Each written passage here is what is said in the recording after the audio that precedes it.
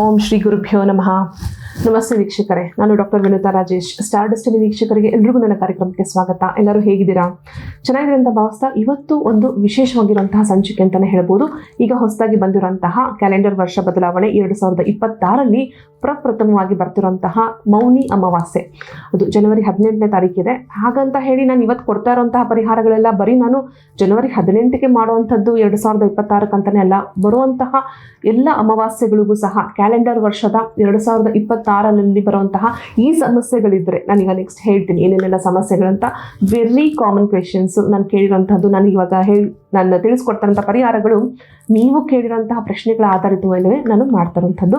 So ಈ ವರ್ಷದಲ್ಲಿ ಬರುವಂತಹ 2026 ಕ್ಯಾಲೆಂಡರ್ ವರ್ಷ ಮುಂಬರುವಂತಹ ಅಮಾವಾಸ್ಯ ದಿನಗಳನ್ನು ಸಹ ಇದನ್ನು ನೀವು ಪರಿಹಾರಗಳಾಗಿ ಮಾಡ್ಕೊಳ್ಬೋದು ಖಂಡಿತ. ವಿಶೇಷವಾಗಿ ನಾನು ಕೊಡ್ತಾ ಇರೋಂಥ ಮನೆಯಲ್ಲಿ ಸ್ಥಿರ ಲಕ್ಷ್ಮಿ ಇಲ್ಲ ಅಂದರೆ ನಿಮಗೆ ಲಕ್ಷ್ಮಿ ಪ್ರಾಪ್ತಿಯಾಗಿದೆ ಬಟ್ ಸ್ಥಿರತೆ ಇಲ್ಲ, ಅಥವಾ ದುಡ್ಡೇ ಬರ್ತಾ ಇಲ್ಲ ಮೇಡಮ್, ನಂಗೆ ಯಾವುದೇ ರೀತಿಯಲ್ಲೂ ದುಡ್ಡು ಬರ್ತಿಲ್ಲ, ಮನೆಯಲ್ಲಿ ಲಕ್ಷ್ಮಿ ಬರುವಂಥದ್ದಿರಲಿ ಸ್ಥಿರವಾಗಿರುವಂಥದ್ದಿರಲಿ ಬಟ್ ನಮ್ಮ ಮನೆಯಲ್ಲಿ ದುಡ್ಡಿನ ಆಗಮನನೇ ಆಗ್ತಾ ಇಲ್ಲ ಅನ್ನುವಂಥದ್ದಕ್ಕೆ. ಮತ್ತು ಪಿತೃದೋಷ, ಯಾಕೆಂದರೆ ತುಂಬ ಜನ ಈಗ ಆಲ್ರೆಡಿ ಕಾಮೆಂಟ್ ಸೆಕ್ಷನಲ್ಲಿ ಕೇಳ್ತಿದ್ರಿ ಪರಿಹಾರಗಳು. ಇವನ್ ನೀವು ಕನ್ಸಲ್ಟೇಷನ್ ತೊಗೊಳ್ಳೋರು ಕೂಡ ತುಂಬ ಜನ ಕೇಳ್ತಿದ್ರಿ. ಸರಳವಾಗಿ ನೀವೇ ಯಾವ ರೀತಿಯಲ್ಲಿ ಪಿತೃದೋಷನ ನಿವಾರಣೆ ಮಾಡ್ಕೊಳ್ಬಹುದು, ಇವೆಲ್ಲ ಸಮಸ್ಯೆಗಳಿಗೂ ನಾನು ಕೊಡ್ತಾರಂತಹ ಸರಳವಾಗಿರುವಂತಹ ಈಸಿಯಾಗಿ ನೀವೇ ಮಾಡ್ಕೊಳ್ಳುವಂಥದ್ದು ಮನೆಯಲ್ಲಿ ಈ ಒಂದು ಅಮಾವಾಸ್ಯೆಗಳಿಗೆ. ಫಸ್ಟ್ ಪರಿಹಾರ ತಿಳಿಸ್ಕೊಳ್ಳುವಂಥದ್ದು ಸ್ಥಿರ ಲಕ್ಷ್ಮಿಗೆ. ಸೊ ಸ್ಥಿರ ಲಕ್ಷ್ಮಿ ಪ್ರಾಪ್ತಿಗಾಗಿ ಈ ಒಂದು ಪರಿಹಾರ ನೀವು ಮಾಡಬೇಕಾಗಿರುವಂಥದ್ದು, ತುಪ್ಪದ ದೀಪ ತಗೊಳ್ಳಿ. ಮಣ್ಣಿನಲ್ಲೇ ಹಚ್ಚಿರುವಂತಹ ತುಪ್ಪದ ದೀಪವನ್ನು ನೀವು ಬಳಸಿದ್ರೆ ತುಂಬ ಒಳ್ಳೆಯದು. ಸೊ ಯಾವ ಒಂದು ತತ್ವದಲ್ಲಿ ನೀವು ಮಾಡಿದಾಗ ತುಂಬ ಒಳ್ಳೆಯದಾಗುತ್ತೆ. ಯಾಕಂದರೆ ಇವೆಲ್ಲ ನಾನು ಹೇಳ್ತಿರೋಂಥದ್ದು ನಿಮಗೆ ಸ್ಕಂದ ಪುರಾಣದಲ್ಲಿರುವಂಥದ್ದು. ತುಪ್ಪದ ದೀಪ ಅದು ಮಣ್ಣಿನಲ್ಲಿ ಹಚ್ಚಿದ್ರೆ, ಅದರಲ್ಲೂ ಅಮಾವಾಸ್ಯೆ ದಿನನೇ ಹಚ್ಚಿದ್ರೆ, ನೀವು ಸ್ಪೆಷಲಿ ಒಂದು ದೀಪ ನೀವು ದೇವರ ಮನೇಲಿ ಹಚ್ಚಬೇಕು, ಇನ್ನೊಂದು ದೀಪವನ್ನು ನೀವು ತುಳಸಿ ಕಟ್ಟೆ ಸಂಜೆಯ ಹೊತ್ತು ಮಾಡಿದ್ರೆ ತುಂಬ ಒಳ್ಳೆಯದು. ಯಾವತ್ತು ಸೂರ್ಯೋದಯದ ಸಮಯದಲ್ಲಿ ಅಮಾವಾಸ್ಯೆ ಇದ್ದು ನೀವು ಅವತ್ತಿನ ದಿನ ಲಕ್ಷ್ಮಿಯ ಸಂಚಾರ ಹೆಚ್ಚಾಗಿ ಹೇರಳವಾಗಿರುತ್ತೆ, ಅಬಂಡೆಂಟ್ ಆಗಿರುತ್ತೆ. ಅವತ್ತಿನ ದಿನ ಮಾಡೋ ಪರಿಹಾರಗಳಂತೂ ಸೂಪರ್ ವರ್ಕ್ ಆಗುತ್ತೆ. ನಿಮ್ಮ ಮನೆಗಿರುವಂತಹ ಎಂಥದೇ ಸಮಸ್ಯೆಗಳಿರಲಿ ಎಲ್ಲವೂ ಕೂಡ ನಿವಾರಣೆ ಆಗುತ್ತೆ. ಯಾಕಂದರೆ ಎಷ್ಟೋ ಜನ ಬೇರೆ ಬೇರೆ ಹಬ್ಬಗಳ ದಿನ ಮಾಡ್ತೀರಾ, ಶುಕ್ರವಾರ ದಿನ ಮಾಡಿದ್ರೆ ಒಳ್ಳೆಯದು ಅಂತೆಲ್ಲ, ಖಂಡಿತ ಒಳ್ಳೆಯದೇ ಇಲ್ಲ ಅಂತಲ್ಲ. ಬಟ್ ಈ ವಿಶೇಷ ದಿನಗಳನ್ನ ನೀವು ಆಯ್ಕೆ ಮಾಡಿಕೊಂಡಾಗ ಇನ್ನಷ್ಟು ಅದು ನಿಮಗೆ ಎಫೆಕ್ಟಿವ್ ಆಗಿ ವರ್ಕ್ ಆಗುತ್ತೆ. ಸೊ ಮನೆಯಲ್ಲೇ ಹಚ್ಚಬೇಕಾಗಿರೋಂಥದ್ದು, ಒಂದು ದೇವರ ಮನೆಯಲ್ಲಿ ನಿಮ್ಮ ಮನೇಲಿ ಲಕ್ಷ್ಮೀ ವಿಗ್ರಹ ಇದ್ದರೆ ಇನ್ನೂ ಒಳ್ಳೆಯದು, ಲಕ್ಷ್ಮೀ ವಿಗ್ರಹದ ಮುಂದೆ ಅದನ್ನು ಹಚ್ಕೊಳ್ಳಿ. ಇನ್ನೊಂದು ಬಂದು ನೀವು ತುಳಸಿಗೆ ಹಚ್ಚುವಂಥದ್ದು. ಮತ್ತು ಯಾವುದೇ ಕಾರಣಕ್ಕೂ ನೆನ್ಪಿಟ್ಕೊಳ್ಳಿ, ಹೆಣ್ಮಕ್ಳಿರಲಿ ಗಂಡು ಮಕ್ಳಿರಲಿ ಯಾರೇ ಇರಲಿ, ತುಳಸಿಯನ್ನು ಸಂಜೆ ಆದಮೇಲೆ ಅಂದರೆ ತುಳಸಿ ದಳಗಳನ್ನ ಕೀಳುವಂಥದ್ದು ಇರ್ಬೋದು, ತುಳಸಿನ ಮುರಿಯುವಂಥದ್ದಿರೋದು, ತುಳಸಿಯನ್ನು ಮುಟ್ಟುವಂಥದ್ದಿರೋದು ಸಂಜೆ ಹೊತ್ತು ಸೂರ್ಯ ಅಸ್ತ ಆದಮೇಲೆ ಮಾಡೋ ಹಾಗೆ ಇಲ್ಲ. ನಾಟ್ ಓನ್ಲಿ ಅಮಾವಾಸ್ಯೆ ದಿನ ಅಂತಲ್ಲ, ಯಾವತ್ತೂ ಮಾಡೋ ಹಾಗಿಲ್ಲ. ನೀವೇನೇ ಒಂದು ದಳವನ್ನು ಕಿತ್ಕೋಬೇಕು, ಪೂಜೆಗೆ ಉಪಯೋಗಿಸ್ಬೇಕು, ಏನಿದ್ರೂ ಸೂರ್ಯನು ಇದ್ದಾಗ ಮಾತ್ರ ನೀವು ಮಾಡಬೇಕಾಗಿರೋದು ಶ್ರೀ ಸೂಕ್ತಮನ್ನು ಪಠನೆ ಮಾಡಬೇಕು. ಅಥವಾ ನಿಮಗೆ ಯೂಟ್ಯೂಬಲ್ಲಿ ಸಿಗ್ಬೋದು ಶ್ರೀ ಸೂಕ್ತಮ್ ಅಂತ ಹೇಳಿ, ಲಕ್ಷ್ಮಿಗೆ ವಿಶೇಷವಾಗಿರುವಂತಹ ಶ್ರೀ ಯಂತ್ರದಲ್ಲಿ ಅದು ಸೂಕ್ತವನ್ನು ಇದಾಗಿರುವಂಥದ್ದು, ವಿರಚಿತವಾಗಿರುವಂಥದ್ದು ತುಂಬ ಎಫೆಕ್ಟಿವ್ ಆಗಿ ವರ್ಕ್ ಆಗುತ್ತೆ. ಅಮಾವಾಸ್ಯೆ ದಿನ ನೀವು ಅದನ್ನು ಪಠನೆ ಮಾಡೋದಂತ ಹಿಡಿದು ಸ್ಥಿರ ಲಕ್ಷ್ಮಿ ಪ್ರಾಪ್ತಿ ಮನೆಯಲ್ಲಿ ಸ್ಥಿರವಾಗಿರುವಂಥದ್ದು. ಸೊ ಈಗ ಓಕೆ ಮ್ಯಾಮ್, ಸ್ಥಿರವಾಗಿರಲಿಕ್ಕೆ ನಮಗೆ ದುಡ್ಡು ಆಗಮನ ಆಗಬೇಕು. ನನ್ನ ಜಾತಕಗಳಲ್ಲಿ ಹೇಳ್ತಾರೆ ನನಗೆ ಪಿತೃದೋಷ ಇದೆ ಅಥವಾ ಸಮಸ್ಯೆಗಳು ಈ ರೀತಿ ಇರೋದ್ರಿಂದ, ಪಿತೃವಿನ ಒಂದು ಸಮಸ್ಯೆಗಳಿರೋದ್ರಿಂದ ನನಗೆ ದುಡ್ಡಿನ ಆಗಮನ ಆಗ್ತಿಲ್ಲ, ತುಂಬ ಸಾಲದ ಮೇಲೆ ಸಾಲ ಆಗ್ತಾ ಇದೆ. ಎರಡನೇ ವಿಶೇಷವಾಗಿರೋಂಥ ಪರಿಹಾರ, ಮನೇಲಿ ತುಂಬ ಸಾಲ ಆಗ್ತಾ ಇದೆ, ಯಾವುದೇ ರೀತಿಯಲ್ಲೂ ನಿಮಗೆ ಏಳಿಗೆ ಆಗೋಕ್ಕೆ ಸಾಧ್ಯನೇ ಆಗ್ತಾ ಇಲ್ಲ, ದುಡ್ಡಿನ ಅವಶ್ಯಕತೆ ತುಂಬ ಇದ್ದಷ್ಟು ನಿಮ್ಗೆ ಇನ್ನಷ್ಟು ಸಾಲವನ್ನೇ ಮಾಡಬೇಕಾಗಿ ಬರ್ತಿದೆ ಹೊರತು ನಿಮ್ಮ ಸಮಸ್ಯೆಗಳಿಗೆ ಪರಿಹಾರ ಆಗ್ತಾ ಇಲ್ಲ ಅನ್ನೋಂಥದ್ದಕ್ಕೆ ಪಿತೃದೋಷಕ್ಕೆ, ಇದು ವಿಶೇಷವಾಗಿ ಪಿತೃದೋಷಕ್ಕೆ ನಿವಾರಣೆ ಅಂತ ಅಶ್ವತ್ಥ ಮರನ ನೀವು ಹತ್ತಿರದಲ್ಲೇ ಫಸ್ಟು ಈ ಅಮಾವಾಸ್ಯೆ ದಿನಗಳಲ್ಲಿ ಮಾಡಬೇಕಾಗಿರೋಂಥದ್ದೇ. ಇದು ಹುಣ್ಣಿಮೆಗೆ ನಾನು ವಿಶೇಷವಾಗಿ ಸಪ್ರೇಟಾಗಿ ತಿಳಿಸ್ಕೊಡ್ತೀನಿ. ಅಶ್ವತ್ಥ ಮರವನ್ನು ನೀವು ಹುಡುಕಬೇಕು. ಏನು ಮಾಡಬೇಕು ನಾನು ಸ್ಟೆಪ್ ಬೈ ಸ್ಟೆಪ್ ಹೇಳ್ತೀನಿ, ಕರೆಕ್ಟಾಗಿ ನೋಡ್ಕೊಳ್ಳಿ. ಯಾಕಂದರೆ ನೀವು ಫಾರ್ವರ್ಡ್ ಮಾಡ್ತಾ ಹೋದಷ್ಟು ಸ್ಟೆಪ್ಸ್ ಮಿಸ್ ಆಗುತ್ತೆ. ಇದು ಕೂಡ ಅಷ್ಟೇ, ಸೂರ್ಯ ಅಸ್ತ ಆದಮೇಲೆ, ಸೂರ್ಯೋದಯ ಇಲ್ಲ, ಸೂರ್ಯ ಅಸ್ತ ಆದಮೇಲೆ ಬರುವಂತಹ ಗೋಧೂಳಿ ಮುಹೂರ್ತದಲ್ಲಿ ಮಾಡಬೇಕಾಗಿರೋದು. ತೀರಾ 8 ಗಂಟೆ 9 ಗಂಟೆನೂ ಆಗಬಾರ್ದು. ಗೋಧೂಳಿ ಮುಹೂರ್ತ ಅಂದರೆ ಸೂರ್ಯಾಸ್ತ ಆಗುತ್ತೆ ಯೂಶಲಿ 6:20 6:30 ಮ್ಯಾಕ್ಸ್ 6:40 ಸೂರ್ಯಾಸ್ತ ಆಗೋಗುತ್ತೆ ಪ್ರತಿದಿನ. ತದನಂತರ 7:15ವರೆಗೂ ಒಂದು ಮುಹೂರ್ತ ಇದೆ, ಗೋಧೂಳಿ ಮುಹೂರ್ತ ಅಂತ ಹೇಳಿ. ಆ ಮುಹೂರ್ತದಲ್ಲೇ ವಿಶೇಷವಾಗಿರುವಂಥದ್ದನ್ನು ಮಾಡಬೇಕು. ಸೊ ಮನೇಲಿ ನೀವು ಸಿದ್ಧತೆ ಮಾಡ್ಕೋಬೇಕಾಗಿರುವಂಥದ್ದು, ಫಸ್ಟು ಒಂದು ಗ್ಲಾಸ್ ತೊಗೊಳ್ಳಿ, ಒಂದಷ್ಟು ನೀರು, ಒಂದಷ್ಟು ಹಸಿ ಹಾಲನ್ನು ಹಾಕ್ಕೊಳ್ಳಿ, ಬೆಳೆಸ್ಕೊಂಡು ಇಟ್ಕೊಳ್ಳಿ ಅದನ್ನು. ಎರಡನೇ ಸ್ಟೆಪ್ಪು, ನೀವು ಅದನ್ನು ತೊಗೊಂಡು ಹೋಗ್ತೀರಾ, ಅಶ್ವತ್ಥ ಮರ ಹತ್ರ ತೊಗೊಂಡು ಹೋಗಿ ಅದನ್ನು ನೀವು ಎರಿಬೇಕು. ಅಶ್ವತ್ಥ ಮರದ ಬುಡಕ್ಕೆ ನೀವು ಅದನ್ನು ಎರಿಬೇಕು. ಯಾವ ಟೈಮು? ಗೋಧೂಳಿ ಮುಹೂರ್ತದಲ್ಲಿ. ಮೂರನೇದು ಇನ್ನೊಂದು ವಿಶೇಷವಾಗಿ ನೀವು ಮನೇಲಿ ರೆಡಿ ಮಾಡ್ಕೊಬೇಕಾಗಿರುವಂಥದ್ದು ಮಣ್ಣಿನ ಹಣತೆ. ಅಲ್ಲೂ ಅಷ್ಟೇ ಮಣ್ಣಿನ ಹಣತೆ ತಗೊಳ್ಬೇಕು. ನೀವು 9 ಬತ್ತಿಗಳನ್ನು ಅಂದರೆ 9 ಮುಖಗಳನ್ನು ಸಹ ನೀವು ರೆಡಿ ಮಾಡ್ಕೋಬೇಕು. ಹಣತೆಗೆ 9 ಮುಖಗಳು ಅಂದರೆ ಡಬಲ್ ಬತ್ತಿ, ಅಂದರೆ ಡಬಲ್ ಇದ್ದೇ ಇರುತ್ತೆ, ಸಿಂಗಲ್ ಇಡಂಗಿಲ್ಲ. ನಾನು ಅದೇ ಹೇಳಿದ್ದೆ ನಿಮಗೆ, ಡಬಲ್ ಇಡಂಗಿಲ್ಲ, ಸಿಂಗಲ್ ಬತ್ತಿ ಮಾಡೋಂಗಿಲ್ಲ, ಡಬಲ್ ಬತ್ತಿನೇ ಇರುತ್ತೆ. 9 ಮುಖಗಳು ಮಾಡ್ಕೊಳ್ಬೇಕಾಗತ್ತೆ ಒಂದೇ ಹಣತೆಯಲ್ಲಿ. ಏನಿದು 9? ಇದು ಕೂಡ ಅಷ್ಟೇ, ನಾನು ಹೇಳ್ದಂಗೆ ಸ್ಕಂದ ಪುರಾಣದಲ್ಲಿ ಉಲ್ಲೇಖ ಆಗಿರುವಂಥದ್ದು. 9 ಬತ್ತಿಗಳು ನಮ್ಮ 9 ಗ್ರಹಗಳನ್ನು ಸೂಚಿಸುತ್ತೆ. ಈಗ ನಿಮ್ಗೆ ಯಾವುದೋ ಒಂದು ಗ್ರಹದಿಂದ ಸಮಸ್ಯೆ ಆಗ್ತಿದೆ, ಯಾಕಂದರೆ ಪಿತೃದೋಷ ಅಂದಮೇಲೆ ಬೇಸಿಕಲಿ ಶನೇಶ್ವರನ ಗ್ರಹಗಳು ನಿಮ್ಮ ಜಾತಕಗಳಲ್ಲಿ ವೀಕ್ ಆಗಿರುತ್ತೆ, ಇಲ್ಲ ಸೂರ್ಯನ ಒಂದು ತೇಜಸ್ಸು ನಿಮ್ಮಲ್ಲಿ ವೀಕ್ ಆಗಿರುತ್ತೆ, ಸೂರ್ಯನ ಒಂದು ಪಾಪಸ್ಥಾನದಲ್ಲಿರುವಂಥದ್ದು ಅಥವಾ ಪುಣ್ಯ ಶುಭ ಗ್ರಹವಾಗಿ ನಿಮ್ಗಿರೋದಿಲ್ಲ. ಇಲ್ಲ ಅಂತಂದರೆ ವಿಶೇಷವಾಗಿ ರಾಹುಕೇತುವಿನ ಒಂದು ಮೂಲದಿಂದನೂ ಸಹ ನಾವು ತಿಳಿಸ್ಕೊಡುವಂಥದ್ದು ಈ ಪಿತೃದೋಷದ ನಿವಾರಣೆಗಳಿಗೆ. ಸೊ 9 ಬತ್ತಿಗಳನ್ನ ನೀವು ಯಾವಾಗ ರೆಡಿ ಮಾಡ್ಕೊಳ್ತೀರಾ ಆವಾಗ ಅದು 9 ಗ್ರಹಗಳನ್ನು ಸೂಚಿಸುತ್ತೆ. ಅದರಲ್ಲಿ ಒಂದು ಬತ್ತಿಯನ್ನು ಆದಷ್ಟು ದಕ್ಷಿಣ ಮುಖವಾಗಿ ನೋಡೋ ಥರ ನೀವು ಇಡಬೇಕು. 9 ಬತ್ತಿ ನೀವು ಎಲ್ಲ ಕಡೆ ರೌಂಡಾಗಿ ಹಚ್ಚಬಹುದು. ಸೊ ಒಂದು ನೀವು ದಕ್ಷಿಣ ಮುಖವಾಗಿ ನೋಡೋ ಥರ ಅದನ್ನು ಇಟ್ಟಾಗ ಅಲ್ಲಿ ನೀವು ಎಲ್ಲಿ ಹೋಗಿರ್ತೀರಾ ಅಶ್ವತ್ಥ ಕಟ್ಟೆ, ಅಶ್ವತ್ಥ ಮರದ ಹತ್ರನೇ ಈ ದೀಪವನ್ನು ಎಳ್ಳೆಣ್ಣೆಯಲ್ಲಿ ಹಚ್ಚುವಂಥದ್ದು. ಎಣ್ಣೆನ ನೀವು ಉಪಯೋಗಿಸ್ಬೇಕಾಗಿರೋಂಥದ್ದು ಎಳ್ಳೆಣ್ಣೆ, 9 ಮುಖಗಳು, 9 ಬತ್ತಿಗಳು, ಮತ್ತು ಸೌತ್ ಡೈರೆಕ್ಷನ್ಗೆ ಅಂದರೆ ದಕ್ಷಿಣವಾಗಿ ಕೂಡ ನೋಡುವಂಥದ್ದು. ಮೇನ್ ಕೆಲವು ಸ್ಟ್ರಿಕ್ಟ್ನೆಸ್ನ ನೀವು ಫಾಲೋ ಮಾಡಬೇಕು. ಅವತ್ತಿನ ದಿನ ಮೌನಿ ಅಮಾವಾಸ್ಯೆ ಇರುತ್ತೆ. ಪ್ರತಿಯೊಂದು ಅಮಾವಾಸ್ಯೆಯು ಕೂಡ ಒಂದೊಂದು ವಿಶೇಷವಾಗಿರುತ್ತೆ, ಒಂದೊಂದು ವಿಶೇಷತೆ ಕೊಡುತ್ತೆ. ಈಗ ಬರ್ತಿರೋಂಥದ್ದು ಜನವರಿ ಮೌನಿ ಅಮಾವಾಸ್ಯೆ. ಬೈ ಚಾನ್ಸ್ ನೀವು ನೋಡಿದ್ದೀರಾ ಪ್ರೋಗ್ರಾಮು, ಈ ಒಂದು ಪರಿಹಾರ ನೀವು ಮಾಡ್ತಾ ಇದ್ದೀರಾ ಅಂತಂದಾಗ ಮೌನಿ ಅಮಾವಾಸ್ಯೆ ದಿನ ನೀವು ಮೇಯ್ನಾಗಿ ಫಾಲೋ ಮಾಡಬೇಕಾಗಿರೋದು ಕೆಲವೊಂದು ಸ್ಟ್ರಿಕ್ಟ್ ರೂಲ್ಸು ಮೌನವಾಗಿರುವಂಥದ್ದು. ಆದಷ್ಟು ನೀವು ಏನಿದ್ರು ಸಂಕಲ್ಪವನ್ನು ಮನಸ್ಸಿನಲ್ಲೇ ಅಂದ್ಕೊಳ್ತಾರೆ. ನೀವೇನು ಮೇಲಾಗಿ ಇರೋಂಥದ್ದು, ಈ ಪಿತೃದೋಷ ನಿವಾರಣೆ ಆಗಲಿ, ಮಗಳಿಗೆ ಮದುವೆ ಆಗ್ತಾಯಿಲ್ಲ ಅಥವಾ ಮನೆಯಲ್ಲಿ ದುಡ್ಡಿನ ಒಂದು ಆಗಮನ ಆಗ್ತಿಲ್ಲ, ಯಾವಾಗಲೂ ಸಾಲದ ಮೇಲೆ ಸಾಲ ಸಮಸ್ಯೆಗಳು ಆಗ್ತಾನೇ ಇದೆ, ಪರಿಹಾರ ಆಗಬೇಕು ಅನ್ನೋಂತಹ ಸಂಕಲ್ಪ ನಿಮ್ಮ ಮನಸ್ಸಿನಲ್ಲೇ ಸಂಕಲ್ಪ ಮಾಡಿಕೊಂಡಾಗ, ನೀವು ಮನೋಸಂಕಲ್ಪ ಮಾಡ್ಕೊಂಡಾಗ್ಲೇ ನಿಮ್ಗೆ ಅದು ಹೆಚ್ಚಾಗಿ ಮೌನಿ ಅಮಾವಾಸ್ಯೆ ದಿನ ವರ್ಕ್ ಆಗುವಂಥದ್ದು. ಸೊ ಹಾಗಾಗಿ ನೀವು ಹಚ್ಚುವಾಗಲೂ ಅಷ್ಟೇ ಮೌನವಾಗಿ ಮನೆಯಿಂದಲೇ ಎಲ್ಲ ರೆಡಿ ಮಾಡ್ಕೊಂಡು ಹೋಗಿ ಅಲ್ಲಿ ಹೋಗಿ ಆ ನೀರಿನ ಮಿಕ್ಸ್ಚರ್ನ ಹಾಕಿ ಬುಡಕ್ಕೆ ಹಾಕಿದ ತಕ್ಷಣ ದೀಪವನ್ನು ಹಚ್ಚಿ, ಫಸ್ಟ್ ನೀರನ್ನು ಹಾಕಿ ನಂತರ ದೀಪವನ್ನು ಹಚ್ಚಿ ತಿರುಗಿ ನೋಡಿದಿರ ವಾಪಸ್ಸು ಮನೆಗೆ ಬಂದುಬಿಡಬೇಕು. ಸೊ ಆದಷ್ಟು ಇದನ್ನು ನೀವು ಒಂಟಿಯಾಗಿ ಅಂದರೆ ಒಬ್ಬರೇ ಹೋಗಿ ಮಾಡಿದಷ್ಟು ತುಂಬ ಒಳ್ಳೆಯದು. ಸಮಯನ ನೋಡ್ಕೊಳ್ಳಿ, ತೀರಾ ಲೇಟ್ ಆಗಬಾರ್ದು. ಮತ್ತು ನೀವು ಹೋಗೋ ಸ್ಥಳ ನೋಡ್ಕೊಳ್ಳಿ, ಯಾಕಂದರೆ ಸಂಜೆ ಹೊತ್ತಾಗಿರುತ್ತೆ ಮತ್ತು ನೀವು ಎಲ್ಲೋ ತುಂಬ ದೂರ ಅಥವಾ ತುಂಬ ದೂರ ಐಸೋಲೇಟೆಡ್ ಪ್ಲೇಸಸ್ ಹೋದಾಗ ನಿಮ್ಗೆ ಕಷ್ಟ ಆಗುತ್ತೆ. ಹತ್ತಿರದಲ್ಲೇ ಇರೋಂಥ ಅಶ್ವತ್ಥ ಮರಕ್ಕೆ ಹೋಗಿ ಹಚ್ಚಿ ದೀಪವನ್ನು ಹಚ್ಚಿ ಆ ಮಿಕ್ಸ್ಚರ್ ನೀವೇನು ರೆಡಿ ಮಾಡ್ಕೊಂಡಿರ್ತೀರ ಮನೆಯಲ್ಲಿ ಅದನ್ನು ಸಂಜೆ ಹೊತ್ತು ಮಾಡಿ ಬರುವಂಥದ್ದು. By chance half of day ಇತ್ತು, ನೆನ್ನೆನೇ ಇತ್ತು, ಇವತ್ತು ಸಂಜೆ ಅಷ್ಟರಲ್ಲಿ ಮುಗ್ದೋಗಿದೆ ಮೇಡಮ್, ಅಮಾವಾಸ್ಯೆ ಇಲ್ಲ ಅಂದ್ರೂ ತೊಂದರೆ ಇಲ್ಲ, ನೀವು ಸೂರ್ಯೋದಯದ ಸಮಯದಲ್ಲಿ ಅಮಾವಾಸ್ಯೆ ಇತ್ತು ಅಂತಂದ್ರೂ ಸಹ ಇದು ನಿಮಗೆ ಫಾಲೋ ಆಗುತ್ತೆ. ಕರೆಕ್ಟಾಗಿ ನೀವು ನೋಡಿಕೊಂಡಾಗ ಇದು ಏನು ಕರೆಕ್ಟ್ ಪರಿಹಾರ ನೀವು ಚೆಕ್ ಮಾಡಿದ್ರೆ ನಿಮಗೆ ಎಕ್ಸಾಕ್ಟ್ ಗೊತ್ತಾಗುತ್ತೆ. ನೀವು ಸ್ಕಿಪ್ ಮಾಡಿ ನೋಡಿದಾಗ ನಿಮಗೆ ಕನ್ಫ್ಯೂಷನ್ ಆಗುತ್ತೆ ಏನು ಮಾಡಬೇಕು ಅಂತ. ಬೈ ಚಾನ್ಸ್ ನಿಮ್ಗೆ ಇನ್ನೂ ಡೌಟ್ ಇತ್ತು, ನೀವು ಪರ್ಸನಲ್ ಕನ್ಸಲ್ಟೇಷನ್ ಮೂಲಕ ಸಹ ಕೇಳ್ಕೊಳ್ಬೋದು. ನಿಮಗೆ ಕಾಂಟ್ಯಾಕ್ಟ್ ನಂಬರ್ಸ್ ಕಾಲ್ ಮಾಡಿದ್ರೆ ನೀವು ನನ್ನ ಹತ್ರ ಡೈರೆಕ್ಟ್ ವಿಸಿಟ್ ಅಥವಾ ಫೋನ್ ಕನ್ಸಲ್ಟೇಷನ್ ಯಾವ ರೀತಿ ಅಂತ ನಮ್ಮ ಸ್ಟಾಫ್ ನಿಮಗೆ ತಿಳಿಸ್ಕೊಡ್ತಾರೆ, ಅದರ ಪ್ರಕಾರನೂ ಮಾಡ್ಕೋಬೋದು. ಮೂರನೇ ವಿಶೇಷವಾಗಿರುವಂತಹ ಪರಿಹಾರ ನಾನು ತಿಳಿಸ್ಕೊಡ್ತಿರೋಂಥದ್ದು ಇದು ಬಂದು ಮತ್ಸ್ಯ ಪುರಾಣದಲ್ಲಿರುವಂಥದ್ದು. ಇದು ಕೂಡ ಅಷ್ಟೇ ಪಿತೃದೋಷ ನಿವಾರಣೆ, ಸ್ಥಿರಲಕ್ಷ್ಮಿ ಪ್ರಾಪ್ತಿಗಾಗಿನೇ ಅವತ್ತಿನ ದಿನ ಅಮಾವಾಸ್ಯೆ ದಿನನೇ ಮಾಡಬೇಕಾಗಿರುವಂತಹ ವಿಶೇಷ ಪರಿಹಾರ ಇದು. ಒಂದು ಕಪ್ಪು ಬಟ್ಟೆ ತಗೊಳ್ಳಿ, ಕಪ್ಪು ಬಟ್ಟೆ ಒಂದು ಸಣ್ಣದಾಗಿ ಒಂದು ಚೌಕಟ್ಟಲ್ಲಿ ಆಕಾರದಲ್ಲಿ ಕಟ್ ಮಾಡ್ಕೊಳ್ಳಿ. ಈ 2 ಧಾನ್ಯಗಳನ್ನ, ಧಾನ್ಯ ಅಂತ ಹೇಳ್ಬಹುದು ಅಥವಾ ಈ 2 ವಸ್ತುಗಳನ್ನ ಮನೇಲೇ ಇರುತ್ತೆ, ನಿಮಗೆ ಮನೇಲೆ ಸಿಗುವಂಥ 2 ವಸ್ತುಗಳು, ಕರಿ ಎಳ್ಳು ಮತ್ತು ಅಕ್ಕಿ. ಸೊ ಇಲ್ಲಿ ನಾನು ಏನು ಮಾಡ್ತೀನಿ, ಶನೇಶ್ವರನ ಮತ್ತು ಚಂದ್ರನನ್ನು ನಾನು ಹೆಚ್ಚಾಗಿ ಇಲ್ಲಿ ಮಿಕ್ಸ್ ಮಾಡ್ತಾ ಇದ್ದೀನಿ. ಯಾಕೆಂದರೆ ನಿಮ್ಮ ಕಷ್ಟಗಳು ಬೇಗ ನಿವಾರಣೆ ಆಗಬೇಕು ಅನ್ನೋದಕ್ಕೋಸ್ಕರ. ಯಾವಾಗ ಎಳ್ಳಿನ ಒಂದು ಋಣದ ರೂಪದಲ್ಲಿ ಯಾವಾಗ ಹೋಗುತ್ತೆ, ಚಂದ್ರನು ಬೇಗ ತೊಗೊಂಡು ಹೋಗ್ತಾನೆ ಅಂತ ಹೇಳಿ.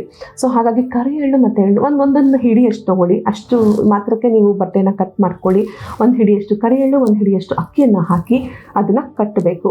ಕಟ್ಟಿ ನೀವು ಇದನ್ನು ದಕ್ಷಿಣಾಭಿಮುಖವಾಗಿ, ನಿಮ್ಮ ಮನೆಯಲ್ಲಿ ಏನಿದೆ, ಬಹುಶಃ ನಿಮ್ಮ ಮನೆಯಲ್ಲಿ ದಕ್ಷಿಣಾಭಿಮುಖವಾಗಿ ವಾರ್ಡ್ರೋಬ್ ಇದ್ದರೆ ವಾರ್ಡ್ರೋಬಲ್ಲಿ ಅದನ್ನು ಬಚ್ಚಿಡಿ, ಅಥವಾ ಬೇರೆ ಏನೋ ಕಿಚನ್ ಇತ್ತು, ಕಿಚನ್ ಇರಬಾರ್ದು ಬಟ್ ಸ್ಟಿಲ್ ಕಿಚನ್ ಇತ್ತು, ಕಿಚನಲ್ಲಿ ಇಡಿ, ದೇವ್ರ ಮನೆ ಇತ್ತು, ದೇವ್ರ ಮನೆ ಇಡಿ. ಏನಿದೆಯೋ ದಕ್ಷಿಣಾಭಿಮುಖವಾಗಿ ನಿಮ್ಮ ಮನೆಯಲ್ಲಿ, ಯಾಕಂದರೆ ಕೆಲವು ವಸ್ತುಗಳು ನಾನು ಹೇಳ್ತಿರೋಂಥದ್ದು ಇರಬಾರ್ದು, ಕಿಚನು ಇರಬಾರ್ದು, ದಕ್ಷಿಣಾಭಿಮುಖ ವಾರ್ಡ್ರೋಬ್ ಇರಬಾರ್ದು. ಬೈ ಚಾನ್ಸ್ ಏನಾದರೂ ಅದೇ ವಾರ್ಡ್ರೋಬ್ ನೀವು, ಯಾಕೆಂದರೆ ಯೂಶ್ವಲಿ ದಕ್ಷಿಣಾಭಿಮುಖ ಅಂತಂದಾಗ ರೂಮ್ ಇರುತ್ತೆ ಅಥವಾ ನಿಮ್ಮ ಪರ್ಸನಲ್ ಥಿಂಗ್ಸ್ ಇಟ್ಕೊಂಡಿರುವಂತಹ ವಾರ್ಡ್ರೋಬ್ಸ್ ಇರುತ್ತೆ, ಅಥವಾ ಏನಾದರೂ ಇದ್ದಿತ್ತು ಬಚ್ಚಿಡಬೇಕು, ಕಾಣಿಸ್ಬಾರ್ದು ಮುಖ್ಯವಾಗಿ ಅಷ್ಟೇ. ಹಾಗಾಗಿ ಬಟ್ಟೆಗಳ ಹತ್ರ ಬಚ್ಚಿಡ್ಬೋದು. ನೀವು ಅದನ್ನು ಮುಚ್ಚಿಟ್ಟು ಪ್ರತಿ ಅಮಾವಾಸ್ಯೆಗೂ ಅದನ್ನು ಚೇಂಜ್ ಮಾಡ್ತಾ ಹೋಗಿ, ಮತ್ತು ಓಪನ್ ಮಾಡಿ, ಅಂದರೆ ಹಿಂದಿನ ಅಮಾವಾಸ್ಯೆದು ನೀವು ಓಪನ್ ಮಾಡಿರೋಂಥದ್ದನ್ನು ಎಲ್ಲಾದರೂ ಈ ಪಕ್ಷಿಗಳಿಗೆ ಆಹಾರವಾಗಿ ಇಟ್ಬಿಡಬೇಕು. ನಿಮ್ಮ ಮನೆಯ ಮೇಲೆ, ಬಾಲ್ಕನಿಯಲ್ಲಿ ಅಥವಾ ಟೆರೆಸ್ ಮೇಲೆ ಪಕ್ಷಿಗಳಿಗೆ ನೀವು ಅದನ್ನು ಆಹಾರವಾಗಿ ಇಡಬೇಕು. ಮತ್ತೆ ಅಮಾವಾಸ್ಯೆಗೆ ಹೊಸದಾಗಿ ಕಟ್ತಾ ಬರಬೇಕು. ನಿಮ್ಮ ಕಷ್ಟಗಳು ಒಂದು ತಿಂಗಳಲ್ಲಿ ಅದು ಎಲ್ಲ ಹಿಡಿದಿಟ್ಕೊಂಡಿರುತ್ತೆ, ಎಲ್ಲ ಅಬ್ಸಾರ್ಬ್ ಮಾಡಿರುತ್ತೆ. ಅದು ನೀವು ಪಕ್ಷಿಗಳಿಗೆ ಆಹಾರವಾಗಿ ಕೊಟ್ಟಾಗ ನಿಮ್ಮ ಕಷ್ಟಗಳೆಲ್ಲ ನಿವಾರಣೆಯಾಗಿ ಹೊರಟೋಗುತ್ತೆ. ಸೊ ಇದು ಕೂಡ ತುಂಬ ಇಂಪಾರ್ಟೆಂಟ್ ಆಗಿರುವಂತಹ ಒಂದು ಮತ್ಸ್ಯ ಪುರಾಣದಲ್ಲಿರುವಂತಹ ಪರಿಹಾರ. ಸ್ಥಿರಲಕ್ಷ್ಮಿ ಪ್ರಾಪ್ತಿ ಆಯಿತು, ಓಕೆ, ಪಿತೃದೋಷ ನಿವಾರಣೆಗೂ ಪರಿಹಾರ ಹೇಳಿದ್ವಿ ಮೇಡಮ್. ಈಗ ಮನೇಲಿ ನೆಗೆಟಿವ್ ಎನರ್ಜೀಸ್ ಇದೆ, ಮನೇಲಿ ಏನೋ ಒಂದು ರೀತಿಯಲ್ಲಿ ಅಶಾಂತಿ, ಕುಟುಂಬದ ಸಾಮರಸ್ಯ ಇಲ್ಲ, ಒಂದಲ್ಲ ಒಂದು ವಿಚಾರಕ್ಕೆ ಜಗಳಗಳಾಗ್ತಾನೆ ಇರುತ್ತೆ. ಎಲ್ಲ ಸಮಸ್ಯೆ ಏನು ಆ ಥರ ಏನು ಇಂಪಾರ್ಟೆಂಟ್ ಅಂದರೆ ತುಂಬ ದೊಡ್ಡ ಸಮಸ್ಯೆಗಳಂತಲ್ಲ, ಎಲ್ಲನೂ ತುಂಬಾ ಸುಲಭವಾಗಿ ಪರಿಹಾರ ಮಾಡ್ಕೊಳ್ಳೋಂಥವೆ. ಬಟ್ ಏನಂದರೆ ಕುಟುಂಬದಲ್ಲಿ ಅಶಾಂತಿ ಮನೆಯಲ್ಲಿ, ಮತ್ತು ನಿಮ್ಗೆ ಏನೋ ಒಂಥರ ನೆಗೆಟಿವ್ ಎನರ್ಜಿ ಫೀಲ್ ಆಗುತ್ತೆ, ಏನೋ ಇದೆ ಮನೆಯಲ್ಲಿ, ಬೇರೆ ಏನೋ ಸಮಸ್ಯೆ ಇದೆ ಅನ್ನೋಂಥದ್ದು. ಮನೆಯ ಶುದ್ಧತೆ ಹೇಗೆ ಮಾಡ್ಕೊಳ್ಬೇಕು, ಅದು ಕೂಡ ಈ ವಿಶೇಷವಾಗಿರುವಂತಹ ಅಮಾವಾಸ್ಯ ದಿನಗಳಲ್ಲಿ ತುಂಬಾ ಈಸಿಯಾಗಿ ನೀವು ಮಾಡ್ಕೊಳ್ಳುವಂಥದ್ದು. ಬಟ್ ಏನಂದರೆ ಅಮಾವಾಸ್ಯೆ ನೆಕ್ಸ್ಟ್ ಡೇ ಮಾಡುವಂಥದ್ದು ಇದು. ಆದರೆ ಅಮಾವಾಸ್ಯೆ ದಿನಾನೂ ಸಹ ಇದು ನೀವು ರೆಡಿ ಮಾಡ್ಕೊಳ್ಬೇಕಾಗತ್ತೆ.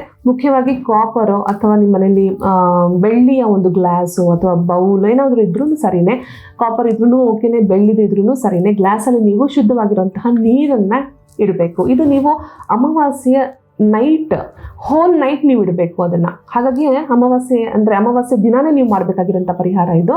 ಸೊ ನೀವು ಅಮಾವಾಸ್ಯೆ ದಿನ ಒಂದು ಗ್ಲಾಸ್ ತಗೊಳ್ತೀರಾ, ಗ್ಲಾಸ್ ತುಂಬ ನೀರು ಇಡ್ತೀರಾ. ನೀರು ನೀವೇನಾದರೂ ಪೂಜೆ ಇದು ಏನು ನಿಮ್ಮ ದೇವರ ಮನೇಲಿದ್ದರೆ ಅಲ್ಲಿಡಿ, ಅಥವಾ ಎಲ್ಲಾದರೂ ಒಂದು ವಿಶೇಷವಾಗಿರೋಂಥ ಸ್ಥಳದಲ್ಲಿ ಬೀಳಬಾರ್ದು, ಚೆಲ್ಲಬಾರ್ದು.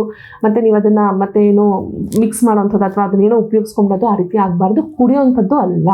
ಸೊ ಹಾಗಾಗಿ ಈ ನೀರನ್ನು ನೀವು ಒಂದು ಕಡೆ ದೇವ್ರ ಮೇಲೆ ಇಟ್ಬಿಡಿ ಬೆಸ್ಟು. ಯಾಕೆಂದರೆ ಮತ್ತೆ ನೀವು ಯಾರು ಕೈ ಹಾಕುವಂಥದ್ದು ಇರೋದಿಲ್ಲ. ಒಂದ್ಸಲ ಪೂಜೆ ಮಾಡಿದ್ರೆ ಇಟ್ ವಿಲ್ ಬಿ ಫೈನ್. ಎಲ್ಲೋ ಒಂದು ಕಡೆ ಒಂದು ಮೂಲೆಯಲ್ಲಿ ಇಟ್ಟು ಅಂತಂದ್ರೆ ಸರಿನೇ. ಸೊ ಆ ನೀರನ್ನು ಅಂದರೆ ಹೋಲ್ ಡೇ ಮತ್ತು ನೈಟ್ ಅಮಾವಾಸ್ಯೆ ದಿನ ಆ ನೀರು ನಿಮ್ಮ ಮನೆಯ ಪ್ರತಿಯೊಂದು ವಾತಾವರಣವೂ ಸಹ ಅದು ಅಬ್ಸಾರ್ಬ್ ಮಾಡ್ಕೊಂಡಿರುತ್ತೆ. ನೀರಿನಲ್ಲಿ ವಿಶೇಷವಾಗಿರುವಂತಹ ಕಣಗಳಿದೆಯಲ್ಲ, ಆ ಒಂದು ಮಾಲಿಕ್ಯೂಲ್ಸ್ ಹೆಚ್ಚಾಗಿರೋಂತಹ ಪಾಸಿಟಿವ್ ಎನರ್ಜಿನ ತೊಗೊಳುತ್ತೆ. ಮನೇಲಿ ನೆಗೆಟಿವ್ ಎನರ್ಜಿ ಇತ್ತು ಅಂದರೂ ಅದನ್ನು ಸಹ ಅದು ಅಬ್ಸಾರ್ಬ್ ಮಾಡ್ಕೊಳ್ಳುತ್ತೆ. ಸೊ ಏನೇ ನೆಗೆಟಿವ್ ಎನರ್ಜೀಸು ಅಥವಾ ನಿಮ್ಮ ಮನೆಯ ಒಂದು ಪಾಸಿಟಿವಿಟಿನ ಅದು ಸಮತೋಲನ ಮಾಡುತ್ತೆ, ಅಂದರೆ ಏನಂದರೆ ಬ್ಯಾಲೆನ್ಸ್ ಮಾಡುತ್ತೆ. ಸೊ ಆ ನೀರನ್ನು ನೀವು ನೆಕ್ಸ್ಟ್ ದಿನ ನೀವು ಪೂಜಾ ರೂಮಲ್ಲಿ ಇಟ್ಟಿರ್ತೀರ, ನೆಕ್ಸ್ಟ್ ದಿನ ಅದನ್ನು ನೀವು ಎಲ್ಲ ಮನೆ ಸಂಪೂರ್ಣವಾಗಿ ಅದನ್ನು ನೀವು ಪ್ರೋಕ್ಷಣೆ ಮಾಡ್ತಾ ಬರ್ತೀರಾ. ಸೊ ಎಲ್ಲ ಜಾಗದಲ್ಲೂ ಟಾಯ್ಲೆಟು ಅಥವಾ ಬಾತ್ರೂಮ್ಸ್ ಬಿಟ್ಟು ಮಿಕ್ಕ ಎಲ್ಲ ಸ್ಥಳಗಳಲ್ಲೂ ಹೊರಗಡೆ, ಹೊರಾಂಗಣ, ನಿಮ್ಮ ಔಟ್ಸೈಡ್ ಆಫ್ ದ ಹೌಸ್, ಪ್ರತಿಯೊಂದು ನಿಮ್ಮ ಮನೆಯ ಶುದ್ಧತೆಗೆ ನೀವೇ ಮನೆಯಲ್ಲೇ ಮಾಡ್ಕೊಳ್ಬಹುದಾದಂಥ ವಿಶೇಷವಾಗಿರೋಂಥ ಒಂದು ತೀರ್ಥ ಅಂತಲೇ ಹೇಳಬಹುದು. ಯಾಕೆಂದರೆ ಅಷ್ಟು ಶುದ್ಧವಾಗಿರುತ್ತೆ ಅದು. ಯಾವಾಗ ಆ ನೆಗೆಟಿವ್ ಎನರ್ಜೀಸ್ ಆ ಒಂದು ನೈಟ್ ಟೈಮಲ್ಲಿ ಆ ಕಾಸ್ಮಿಕ್ ಎನರ್ಜಿನೆಲ್ಲ ಅಬ್ಸಾರ್ಬ್ ಮಾಡ್ಕೊಂಡಿರುತ್ತೆ, ಆ ನೀರನ್ನು ನೀವು ಪ್ರತಿಯೊಂದು ಜಾಗದಲ್ಲಿ ಪ್ರೋಕ್ಷಣೆ ಮಾಡಿದಾಗ ಮನೆಯೂ ರೀಎನರ್ಜೈಸ್ ಆಗುತ್ತೆ, ಶುದ್ಧತೆ ಆಗುತ್ತೆ. ಏನೇ ನೆಗೆಟಿವ್ ಥಿಂಗ್ಸ್ ಇದ್ರೂ, ಏನೇ ನೆಗೆಟಿವ್ ಎನರ್ಜೀಸ್ ಇದ್ರೂ ದೂರವಾಗುತ್ತೆ, ಕುಟುಂಬ ಸಾಮರಸ್ಯ ಕ್ರಿಯೇಟ್ ಆಗುತ್ತೆ. ನಿಮ್ಮಲ್ಲಿ ಎಲ್ಲರೂ ಏನಂದರೆ ಒಂದೇ ಮನೇಲಿ ಇದ್ರೂ ಒಬ್ರು ಮಾತು ಒಬ್ರು ಕೇಳೋದಿಲ್ಲ, ಒಬ್ರ ಹತ್ರ ಒಬ್ರು ಕಮ್ಯುನಿಕೇಟ್ ಮಾಡೋಕ್ಕೆ ಆಗೋದಿಲ್ಲ. ಅಂಥ ಸಂದರ್ಭದಲ್ಲಿ ಈ ಒಂದು ಪರಿಹಾರನ ನೀವು ಮಾಡ್ಕೊಳ್ಬೋದು. ಮತ್ತು 5ನೇದು, ನಾನು ವಿಶೇಷವಾಗಿರೋಂಥ ಪರಿಹಾರ ಕೊಡ್ತಾರಂಥದ್ದು. ತುಂಬ ಜನ ಇದನ್ನು ಫೇಸ್ ಮಾಡ್ತಾರೆ. ಇದು ಕೂಡ ಮತ್ಸ್ಯ ಪುರಾಣದಿಂದಲೇ ತೊಗೊಂಡಿರೋವಂಥದ್ದು, ತುಂಬ ವಿಶೇಷವಾಗಿರುವಂಥದ್ದು ಅಂತಲೇ ಹೇಳ್ಬೋದು.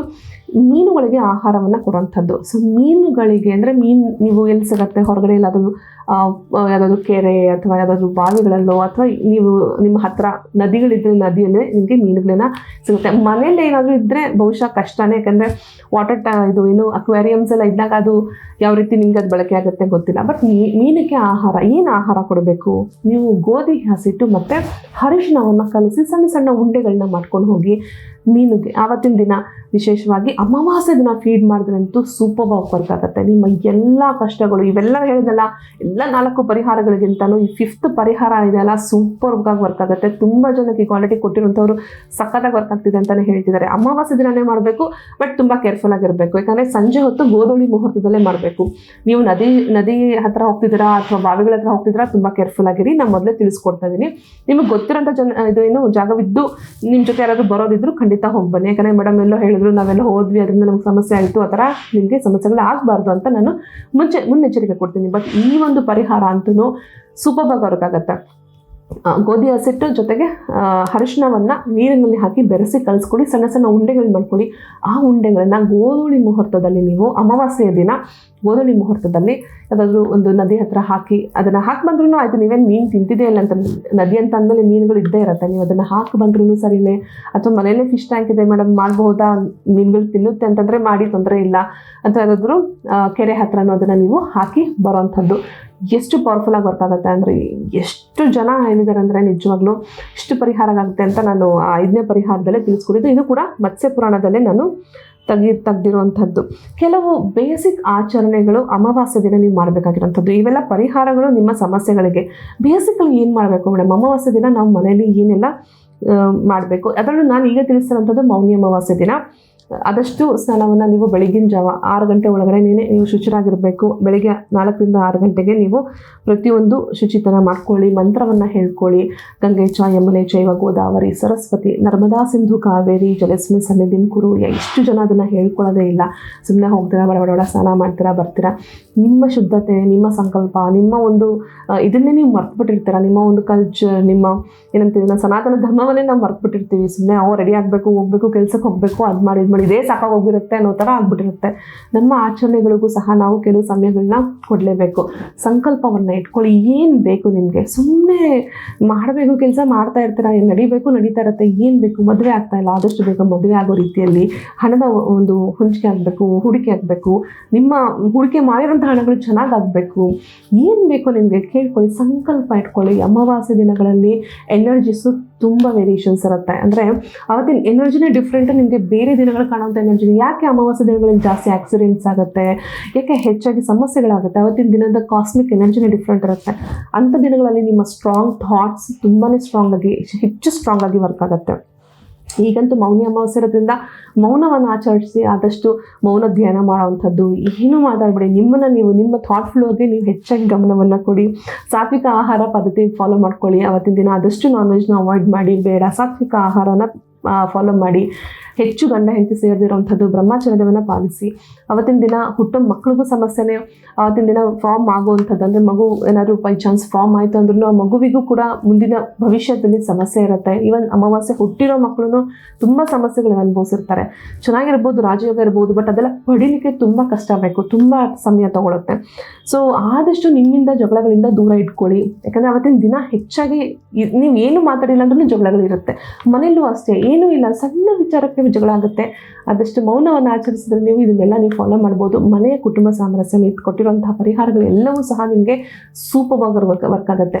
ನಾನು ಹೇಳಿದ್ನಲ್ಲ, ಬರೀ ಮೌನಿ ಅಮಾವಾಸ್ಯೆ ಅಂತಲೇ ಅಲ್ಲ, ನೀವು ವರ್ಷದಲ್ಲಿ ಬರುವಂಥ ಯಾವ ಅಮಾವಾಸ್ಯೆಗೂ ಕೂಡ ಇದನ್ನು ನೀವು ಖಂಡಿತ ಅಪ್ಲೈ ಮಾಡ್ಬೋದು. ಇವೆಲ್ಲ ಸಮಸ್ಯೆ ಇದೆ, ಸ್ಥಿರ ಲಕ್ಷ್ಮಿ ನಮಗೆ ಬೇಕಾಗಿದೆ, ಪ್ರಾಪ್ತಿ ಆಗಬೇಕು, ಪಿತೃದೋಷಗಳಿಂದ ಪರಿಹಾರ ಆಗಬೇಕು, ಮನೆ ಶುದ್ಧತೆ ಮಾಡ್ಕೋಬೇಕು, ಮತ್ತು ಕಷ್ಟಗಳು ನನ್ನ ಕೈಯಿಂದ ನಿವಾರಣೆ ಆಗಬೇಕು. ಇಷ್ಟಕ್ಕಿಂತ ಈಸಿ ಪರಿಹಾರ ನಿಮ್ಗೆ ಎಲ್ಲಿ ಸಿಗುತ್ತೆ ಹೇಳಿ?